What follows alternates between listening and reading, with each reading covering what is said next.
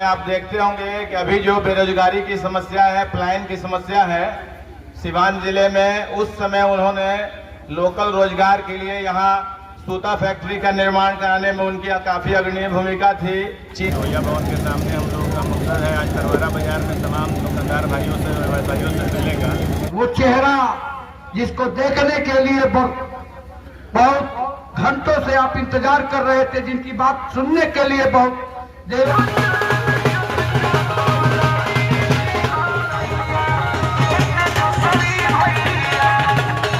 Professor doctor Virendra ji, हम आपके आभारी हैं, आपके शुक्रगुजार हैं और बड़हरिया की जनता आपकी शुक्रगुजार है। इसी के साथ जिस व्यक्ति की बात सुनने के लिए आप बेबसी से इंतजार कर रहे थे, वो चेहरा जिसको देखने के लिए बहुत घंटों से आप इंतजार कर रहे थे, जिनकी बात सुनने के लिए बहुत देरों से अपना समय निकाल के इंतजार कर रहे थे, 110 बड़हरिया विधानसभा निर्वाचन क्षेत्र के संभावित उम्मीदवार, आपके चहेते, आपके भाई, आपके रहनुमा, आपके मोहसिन, आपके नेता, आपके कंधे से कंधा मिला के चलने वाले साथी, हर दुख सुख में मदद करने वाले साथी, राष्ट्रीय जनता दल के वरिष्ठ नेता और गरीबों और बेसहारों के मदद करने वाले परिवार के सुपुत्र भाई अनवारुल हक साहब को बड़ी आदर और सम्मान के साथ और प्यार के साथ, स्नेह के साथ तरवारा की जनता की ओर से आपको आमंत्रित करते हैं कि हमें अपनी बातों को रखें। भाई अनवारुल हक दरबार। और इस प्रोग्राम में आए हुए राष्ट्रीय जनता दल के तमाम पदाधिकारी और नेतागण और तरवारा की तमाम सम्मानित जनता जनार्दन का हार्दिक अभिनंदन और स्वागत करते हैं। आप तमाम लोगों को, तरवारा के अगल बगल से आए हुए पूरे बड़हरिया विधानसभा के तमाम लोगों को, आपका ये भाई, आपका ये बेटा, आपका ये सेवक अनवारुल हक आदाब सलाम नमस्कार करता है। तरवारा की जनता जिंदाबाद। आप सबसे पहले मेरे बारे में जान लीजिए कि मेरे दादा जो है मोहम्मद यूसुफ साहब सिवान से 4 बार सांसद रह चुके हैं और 1962 से 1983 तक वो सिवान जिला से सांसद रहे थे, तकरीबन 19 सालों तक। उस समय आप देखते होंगे कि अभी जो बेरोजगारी की समस्या है, पलायन की समस्या है सिवान जिले में, उस समय उन्होंने लोकल रोजगार के लिए यहाँ सूता फैक्ट्री का निर्माण कराने में उनकी काफी अग्रणी भूमिका थी। चीनी मिल की स्थापना में भी उन्होंने काफी सहयोग किया उस जमाने में। और 1972 में सांसद रहते हुए उन्होंने सिवान जिला को जिला बनाने के लिए काफी अथक प्रयास किया था। आप देखते होंगे कि अभी महाराजगंज को जिला बनाने के लिए कितना प्रयास हो रहा है और बन नहीं पा रहा है। और 1972 में वो सांसद थे, उस समय तत्कालीन प्रधानमंत्री इंदिरा गांधी थी और बिहार में भी कांग्रेस की सरकार थी, तो उन्होंने प्रयास करके सिवान को जिला बनाने का काम किया। सोशल मीडिया का जमाना था नहीं, लोगों को मालूम था नहीं। तो आप देखिए कि दरबार परिवार के जो लोग हैं, आज से 50 साल पहले उस समय उनका विजन क्या था, वो यहाँ के लोगों को रोजगार देने के लिए किस तरह का काम किए, किस तरह का विकास का काम किए। तो आप लोगों से हाथ जोड़ के निवेदन है, आग्रह है कि आप दरबार परिवार पे, अनवारुल हक पे विश्वास कर सकते हैं। अगर आने वाले समय में राष्ट्रीय जनता दल महागठबंधन से हमको टिकट मिलता है तो हम बड़हरिया विधानसभा से चुनाव लड़ेंगे। आप तमाम लोगों से आग्रह है कि हमारा साथ दें, हमारा समर्थन दें। आप एक कदम मेरे साथ चलेंगे, आपको मैं पूरा भरोसा दिलाता हूं कि आपके कदम से कदम मिलाकर चलने का साथ काम करेंगे। और 12 बजे रात में भी आप कभी भी 24 घंटा जब हमको याद करते हैं, दरबार का दरवाजा खुला हुआ है। आप सब लोगों के लिए हम लोग तत्पर हैं। जब भी किसी को कोई जरूरत पड़े आप हमको फोन कर सकते हैं, कांटेक्ट कर सकते हैं। यहाँ जियाउल है और भी बहुत सारे लोग हैं, आप इन लोगों से भी मदद ले सकते हैं। तो आप लोग हम पे भरोसा कीजिए, दरबार परिवार पे भरोसा कीजिए और पूरी मजबूती के साथ राष्ट्रीय जनता दल महागठबंधन को वोट कीजिए। अभी जी देखिए, अभी जो बिहार विधानसभा चुनाव होने वाला है, इस चुनाव में आप लोग देखिए, ये जो नीतीश कुमार की सरकार है, एनडीए की सरकार तकरीबन 20 सालों से बिहार में है और 11 सालों से देश में एनडीए की सरकार है। और ये लोग अभी आएंगे, झूठे वादे करेंगे, आप लोगों को बरगलाएंगे और ये दोबारा देखिए 20 सालों से कोई काम हुआ नहीं है, ये बोलेंगे कि 5 साल हमको और मौका दीजिए। जब 20 साल में आप लोगों ने कोई विकास का काम किया नहीं, कोई बिहार में कल कारखाने लगे नहीं, यहाँ के युवा रोजगार के लिए दूसरे प्रदेशों में जाते हैं, बिहार में पलायन दर सबसे ज्यादा है, प्लान बिहार का रुका नहीं है।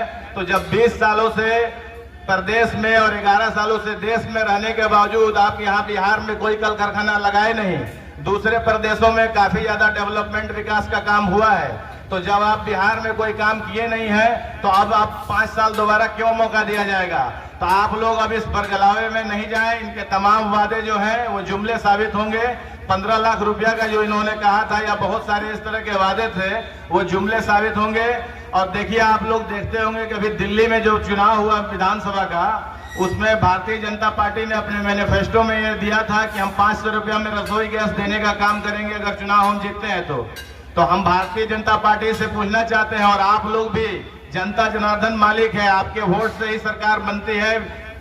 आप लोग इस पे ध्यान दीजिए कि जब भारतीय जनता पार्टी एनडीए की सरकार दिल्ली में 500 रुपया में रसोई गैस दे सकती है तो पूरे देश में क्यों नहीं दे रही है? क्या बिहार के लोग, उत्तर प्रदेश के लोग, बंगाल के लोग उनको वोट नहीं किए हैं? तो आप इस बात को समझिए, ये जो सरकार है ये झूठ बोलती है। इस सरकार के झांसे में नहीं आना है। और इस बार आपके बाद बीच में युवा नेता तेजस्वी प्रसाद यादव जी आए हैं। आप उनके कामों को देखिए। अभी भी 17 महीने की सरकार जो बनी थी, उस सरकार में उन्होंने जिस तरह विकास का काम किया, हालांकि वो मुख्यमंत्री नहीं थे, उप मुख्यमंत्री रहते हुए उन्होंने जो विकास का काम किया, 10 लाख लोगों को नौकरी देने की बात उन्होंने कही थी, 5 लाख लोगों को नौकरी मिली, तकरीबन 3.5 लाख नौकरियां प्रक्रियाधीन थी।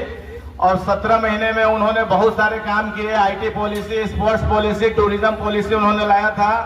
स्पोर्ट्स पॉलिसी एक आया था, मेडल लाओ नौकरी पाओ, उसके तहत काफी सारे लोगों को नौकरियां मिली।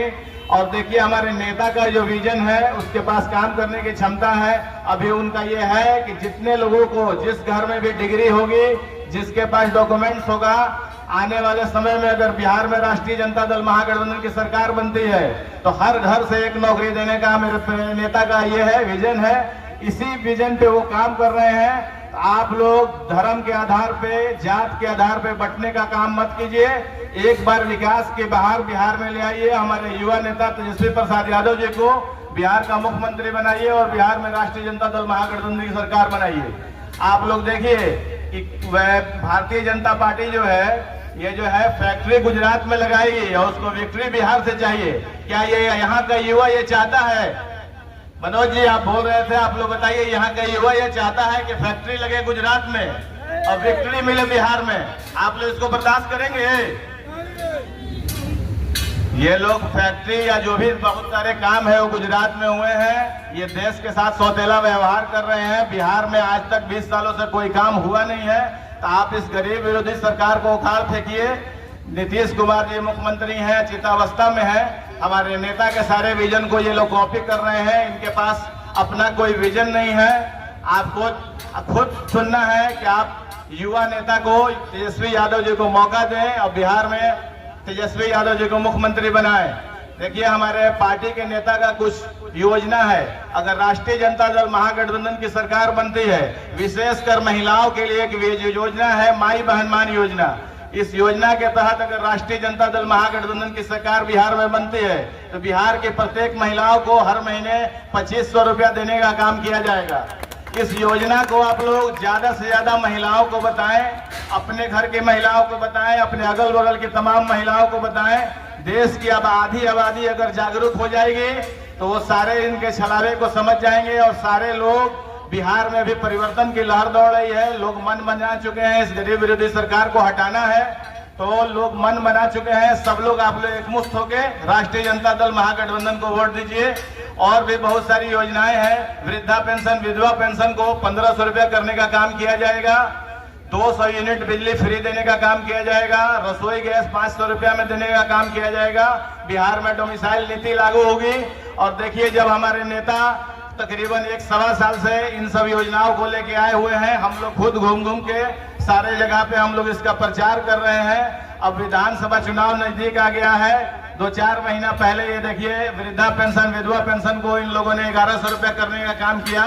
तो ये सारे लोग जो है हमारे नेता को, विजन को, कामों को कॉपी कर रहे हैं। इनके पास अपना कोई विजन नहीं है। सरकार जो है, आप देखते होंगे कि भ्रष्टाचार चरम पे है, अपराध काफी बढ़ा हुआ है। आप देखिए, अभी इधर 1-2 महीने में सिवान जिले में कितने अधिक हत्याएं हुई हैं। अपराध चरम पे है, भ्रष्टाचार चरम पे है, अफसरशाही हावी है। आप देखते होंगे एक छोटा सा काम कराने के लिए, अपने जमीन का रसीद कटवाने के लिए आप लोग जाते होंगे तो आप लोगों को घूस देना पड़ता है, पैसा ही करना पड़ता है।